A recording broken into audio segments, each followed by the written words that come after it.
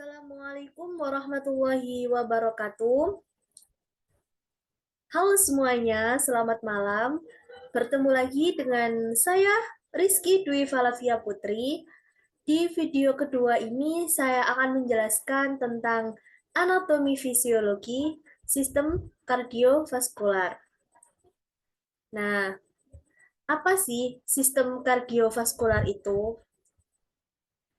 Sistem kardiovaskular merupakan sistem organ yang bekerja sama antara jantung dan pembuluh darah untuk yang pertama mengedarkan darah ke seluruh tubuh, yang kedua membawa O2 dan gizi ke semua jaringan tubuh, yang ketiga mengangkut semua zat buangan. Nah, sekarang apa sih fungsinya sistem kardiovaskular itu? Fungsi sistem kardiovaskular yang pertama yaitu sebagai transport darah, nutrisi, hormon, O2 atau CO2, metabolit. Yang kedua adalah keseimbangan suhu, tekanan darah, air atau elektrolit. Yang ketiga adalah hormonal. Ini adalah gambar tentang sistem kardiovaskular. Selanjutnya, sistem kardiovaskular yang pertama yaitu jantung. Nah, jantung itu merupakan pompa berotot di dalam dada yang bekerja terus memompa darah ke seluruh tubuh atau kontraksi dan relaksasi sebanyak 100.000 kali per hari. Jantung ini terletak di rongga toraks atau dada. Ini tuh sekitar garis tengah antara sternum dan vertebrata atau tulang punggung. Nah, pada usia dewasa, rata-rata panjang jantung itu 12 cm dan lebarnya itu 9 cm dengan berat 300 sampai 400 gram. Fungsi utama jantung yaitu memberikan dan mengalirkan suplai oksigen dan nutrisi ke seluruh tubuh jaringan dan organ tubuh yang diperlukan dalam proses metabolisme. Selanjutnya, mekanisme konduksi jantung. Nah, konduksi jantung ini tuh menggunakan otot jantung atau serat otot kontraktif. Potensial aksi atau impuls elektrik pada jantung ini tuh berasal dari sel otot jantung, khususnya yang disebut sebagai sel otoritmik. Sel-sel ini tuh dapat bergerak sendiri dan juga dapat menghasilkan potensi aksi tanpa perangsangan saraf. Sel otoritmik ini tuh berfungsi sebagai perintis untuk memulai siklus jantung atau siklus pemompaan jantung. Dan juga sel otoritmik ini digunakan ini untuk menyediakan sistem konduksi yang untuk mengkoordinasi kontraksi sel-sel otot di seluruh jantung. Selanjutnya adalah sistem konduksi jantung. Nah, ini adalah gambar sistem konduksi jantung ya. Terus selanjutnya mekanisme kontraksi jantung. Ini gambar mekanisme kontraksi jantungnya. Nah, kontraksi jantung ini tuh terjadi karena otot jantung ini tuh menimbulkan rangsangan listrik yang dimulai dari nodus SA. Periode refraktor yang berlangsung sekitar 250 milidetik. Hampir selama periode kontraksi yang dipicu oleh potensial aksi yang bersangkutan. Kontraksi satu serat otot jantung berlangsung rata-rata 300 milidetik. Otot jantung itu tidak dapat dirangsang kembali sampai kontraksinya itu hampir selesai. Sehingga ini tuh terjadi penjumlahan kontraksi. Tetapi otot jantung ini tuh adalah suatu mekanisme protektif penting. Nah, jadi otot jantung ini tuh mekanisme yang sangat penting bagi sebagai kontraksinya Terus kemudian pemompaan darah. Nah, pemompaan darah ini tuh memerlukan periode kontraksi atau pengosongan dan relaksasi atau pengisian yang bergantian. Kontraksi tetanik yang berkepanjangan akan menyebabkan kematian rongga-rongga jantung tidak dapat terisi dan mengosongkan dirinya.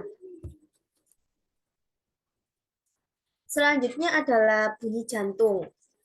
Nah, bunyi jantung ini ketika jantungnya berbunyi itu kayak gini. Bunyi jantung normal adalah kutub AV menutup dan kutub semilunar menutup. Kemudian bunyi jantung abnormal itu disebabkan vibrasi yang terjadi pada dinding jantung saat darah mengalir dengan cepat ke dalam ventrikel. Kemudian elektrokardiogram. Apa sih yang dinamakan elektrokardiogram itu? Ini contoh gambar elektrodiogram. Nah, elektrodiogram ini tuh rekaman grafik listrik. Ya, jadi rekaman grafik listrik ini yang menyertai kontraksi atrium dan vertikal jantung. Aliran listrik yang dihasilkan jantung selama siklus jantung dapat dikenali pada permukaan tubuh oleh elektroda elektrodiogram. Jadi, rekaman aliran ini itu menunjukkan jumlah seluruh potensial aksi yang terjadi secara bersamaan yang dihasilkan jantung sesuai dengan yang dikenali oleh 12 elektroda elektrodiogram. Selanjutnya siklus jantung. Ini contoh gambar siklus jantung ya. Yang pertama, relaksasi isovolumetric ventricle. Itu adalah periode selama ventricle relax dan katup AV masih tertutup. Volume ventricle tidak berubah selama periode ini atau isovolumetric. Yang kedua, pengisian ventricle dimulai ketika katup AV membuka dan darah mengisi ventricle. Ventricle itu tetap berada dalam keadaan diastol selama periode ini. Kemudian yang ketiga itu kontraksi ventricle. Nah, kontraksi ventricle ini dimulai ketika potensial aksi nodus AV memasuki ventricle. Ventricle terdepolarisasi dan kompleks QRS dapat diamati pada EKG. Selanjutnya adalah curah jantung. Ini adalah gambar curah jantung. Nah, apa sih yang kalian ketahui tentang curah jantung itu? Curah jantung itu merupakan jumlah darah yang dipompa oleh masing-masing ventrikel per menit. Curah jantung rata-rata dewasa adalah 3 L per menit. Curah jantung ditentukan melalui hubungan nadi dengan volume sekuncup. Curah jantung itu sama dengan nadi X isi sekucup SB. Isi sekuncup itu ditentukan oleh interaksi 3 variabel. Yang pertama beban awal atau preload, yang kedua beban akhir atau afterload, dan yang terakhir adalah kontraktilitas. Selanjutnya, siklus jantung saat latihan fisik. Siklus jantung saat kita melakukan latihan fisik itu meningkat menjadi 30 sampai 35 L per menit. Jadi kalau kita melakukan latihan fisik kayak seperti olahraga gitu. Jadi jantung kita itu meningkat siklusnya itu menjadi 30 sampai 35 L per menit. Perubahan hemostatis dalam curah jantung itu dicapai dengan memvariasikan denyut jantung ini sekuncup atau keduanya. Yang ketiga, perbedaan antara curah jantung ketika seseorang sedang beristirahat dan curah jantung maksimum itu disebut dengan jantung semakin besar. cadangan jantung seseorang semakin besar, itu kapasitasnya untuk melakukan latihan. Penyakit jantung dan kurang olahraga itu bisa mengurangi cadangan jantung dengan meningkatkan curah jantung. Pada saat terlatih, isi sekuncup selama latihan dapat meningkat menjadi lebih dari 200 ml per detik. Ini tuh menghasilkan curah jantung 40 L per menit atau lebih. Selanjutnya adalah pembuluh darah. Ini adalah contoh gambar pembuluh darah.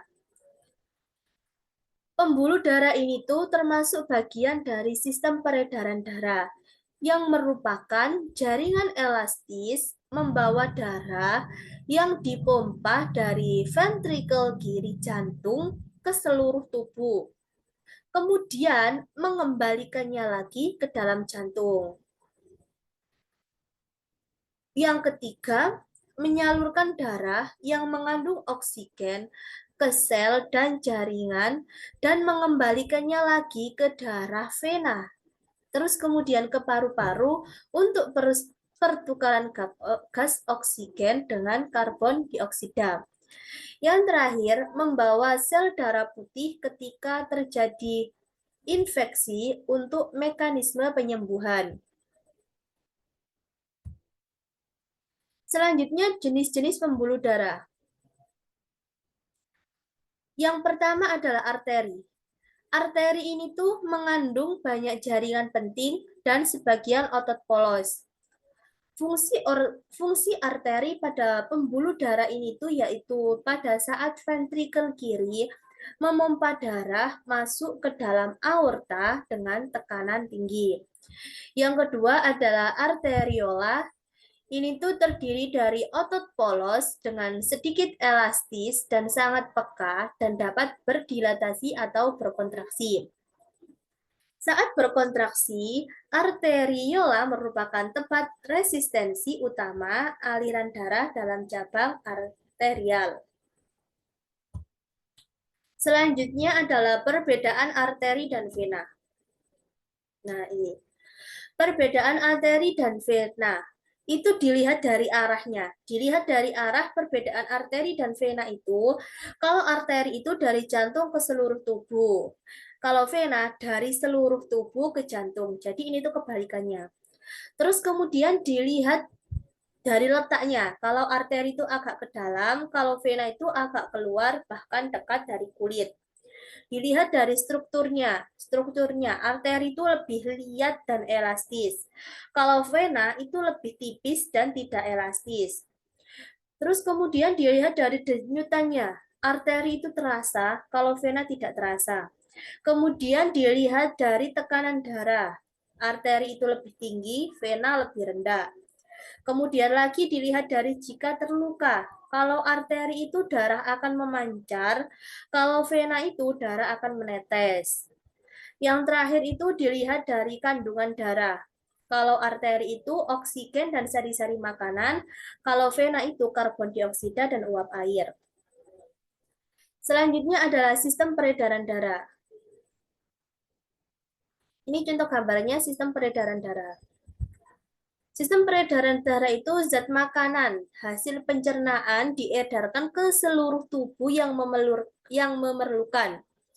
Organ penyusun sistem peredaran darah, yaitu yang pertama adalah jantung, yang pertama adalah darah, yang kedua jantung, yang ketiga pembuluh darah. Pada sistem peredaran darah manusia terdapat dua lintasan peredaran darah, yaitu yang pertama sirkulasi paru-paru atau peredaran darah kecil, yang kedua sirkulasi sistematik atau peredaran darah besar. Kedua peredaran darah ini tuh disebut peredaran darah ganda. Selanjutnya darah. Plasma darah itu 55%. Terdiri dari air 90%, zat-zat yang terlarut, protein darah, sari-sari makanan, enzim, antibodi, hormon, dan zat sisa metabolisme, serta gas. Yang ketiga adalah fibrinogen. Fungsinya itu untuk mengedarkan sari-sari makanan hati, terus kemudian ke seluruh tubuh. Selanjutnya sel darah. Sel darah itu 45%. Terdiri dari sel darah merah 99% berbentuk bikonkaf, yaitu bulbs, pipi, tengahnya cekung, sering berada dalam keadaan bertumpukan. Kemudian sel darah putih, ukurannya itu sel darah merah tidak berpigmen dan mempunyai inti yang bentuknya bermacam-macam. Yang ketiga, keping darah ini tuh berbentuk kecil, tidak teratur, tidak berinti, dan berkelompok membentuk kepingan-kepingan di dalam darah. Selanjutnya, mekanisme sistem peredaran darah. Yang pertama adalah sirkulasi pulmonal. Sirkulasi pulmonal ini tuh sirkulasi darah kecil, yaitu darah kotor yang berada di dalam atrium kanan jantung terpompa keluar pada saat jantung itu sedang berkontraksi. Kemudian menuju ke arteri pulmonalis yang bercabang dua, satu paru kiri dan satu paru kanan. Makanya itu dinamakan bercabang dua. Sesampainya di paru-paru, karbon dioksida dilepaskan dari tubuh, kemudian darah mengikat oksigen. Dari paru-paru, darah yang kaya oksigen mengalir ke dalam vena pulmonalis kiri dan kanan, kemudian bersatu menjadi vena pulmonalis. Selanjutnya, mekanisme sistem peredaran darah yang kedua, yaitu sirkulasi sistematik atau sirkulasi darah besar. Itu apa sih sirkulasi sistematik atau sirkulasi darah besar? Itu peredaran darah tubuh karena darah itu mengalir dari jantung ke seluruh tubuh dan kembali lagi ke jantung. Sirkulasi sistematik ini tuh darah bersih. Darah bersih di dalam atrium kiri jantung dipompa masuk ke dalam aorta. Nah, terus aorta ini tuh bercabang menuju ke bagian atas tubuh, kepala dan tangan, dan menuju ke bagian bawah tubuh. Aorta yang menuju ke bagian bawah tubuh ada yang menuju ke hati, ada juga yang menuju ke usus, lambung, ginjal, anggota tubuh, dan ke jaringan tubuh bagian bawah. Selanjutnya adalah dinding jantung. Nah, ini contohnya dinding jantung. Ruang jantung. Ini ya contohnya. Kutub jantung. Ini contoh gambar kutub jantung. Kemudian yang terakhir sistem pengaturan jantung. Sistem pengaturan jantung itu disebut dengan serat Purkinje. Itu merupakan serabut otot jantung yang mengantar impuls secara cepat yang memungkinkan atrium berkontraksi bersama. Lalu diikuti ventrikular yang serempak sehingga terbentuk kerja pompa darah yang terkoordinasi. Nodus sinotrial. Ini tuh masa jaringan otot dinding posterior atrium kanan. Melepaskan impuls sebanyak 72 kali per menit, frekuensi irama atrium 40 sampai 60 kali per menit, dan ventrikel 20 kali per menit. Cukup sekian penjelasan anatomi fisiologi sistem kardiovaskular ini. Semoga materi yang saya paparkan ini dapat bermanfaat bagi kita semua dan mohon maaf bila ada salah kata yang kurang berkenan. Mohon dimaafkan. Cukup sekian video dari saya. Terima kasih. Wassalamualaikum warahmatullahi wabarakatuh. Sampai jumpa di video selanjutnya. Terima kasih.